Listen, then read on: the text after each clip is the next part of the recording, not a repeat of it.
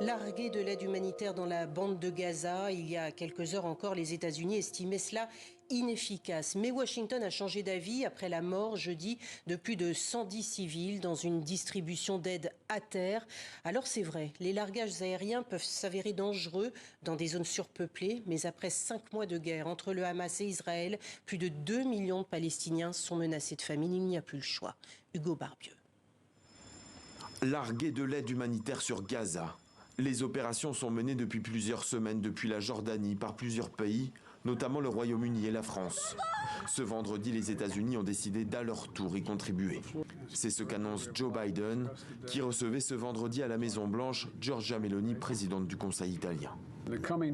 Dans les prochains jours, nous allons nous joindre à nos amis de Jordanie et autres en opérant des largages de nourriture et autres biens à Gaza et chercher à continuer à ouvrir d'autres points de passage, y compris la possibilité d'un corridor maritime pour acheminer de grandes quantités d'aide humanitaire. De l'aide, bientôt assortie d'une trêve dans les combats à Gaza entre le Hamas et Israël, le président américain espère qu'elle interviendra d'ici le début du Ramadan. Interrogé par un journaliste, Joe Biden ne confirme rien. J'espère bien, nous travaillons toujours beaucoup sur le sujet, on n'y est pas encore. Des annonces qui font suite à la tragique distribution d'aide humanitaire jeudi à Gaza qui a tourné au drame. Selon le Hamas, au total 115 personnes seraient mortes en tentant de collecter des vivres après une bousculade et des tirs.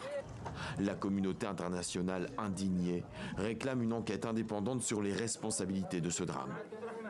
Pour la première fois, une équipe de l'ONU a eu accès sur place ce vendredi à l'hôpital Al-Shifa dans le nord de la bande de Gaza, là où près de 700 blessés ont été admis hier.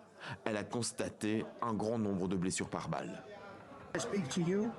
À l'heure où je vous parle, cet hôpital traite plus de 200 personnes qui ont été blessées hier. Nous avons vu des personnes blessées par balle. Nous avons vu des amputés. Et nous avons vu des enfants de 12 ans qui ont été blessés hier. Ces humanitaires, dont des membres de l'OMS, l'Organisation mondiale de la santé et l'UNICEF, sont venus distribuer médicaments et carburants, des denrées difficilement largables par les airs. Une plus grande ouverture des points de passage pour l'aide humanitaire reste vitale et font partie des négociations en vue d'un cessez-le-feu.